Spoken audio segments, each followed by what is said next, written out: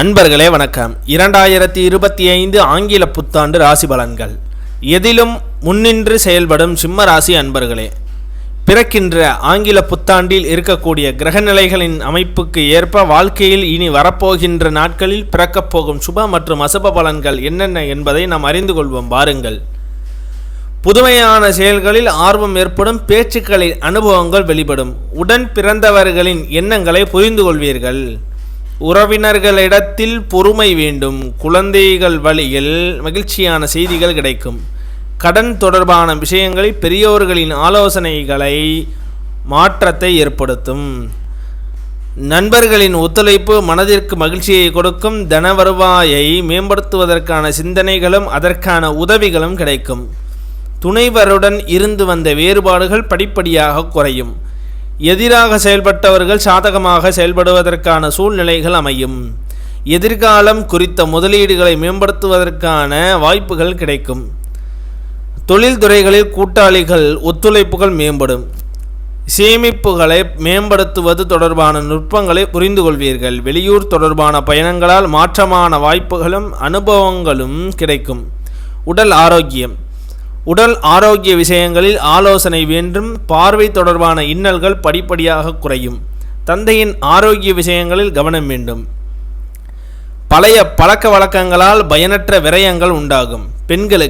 பெண்களுக்கு ஆலய பணிகளில் தனிப்பட்ட ஆர்வம் ஏற்படும். ஆசிரியர் துறையில் இருப்பவர்களுக்கு மாற்றங்கள் உண்டாகும். குடும்ப உறுப்பினர்கள் பற்றிய புரிதல்கள் அதிகரிக்கும். தனிப்பட்ட விஷயங்களை பகிர்வதை தவிர்க்கவும். தொழில்நுட்ப கருவிகளை சூழ்நிலை அறிந்து பயன்படுத்துவது நல்லது. மறதி தொடர்பான பிரச்சனைகளால் காரிய தாமதம் உண்டாகும். உணவு விஷயங்களை விழிப்புணர்வுடன் இருக்கவும். மாணவர்களுக்கு உயர்கல்வி சார்ந்த ஆலோசனைகள் மூலம் தெளிவு பிறக்கும். வெளியூர் பயண வாய்ப்புகள் நல்லதொரு மாற்றத்தை ஏற்படுத்தும். ஆராய்ச்சி தொடர்பான கல்விகளில் சற்று விவேகத்துடன் செயல்படவும். கலைத்துறைகளில் தனிப்பட்ட ஈர்ப்புகள் உண்டாகும். கணிதத் துறைகளில் இருந்து வந்த ஆர்வமின்மை குறையும்.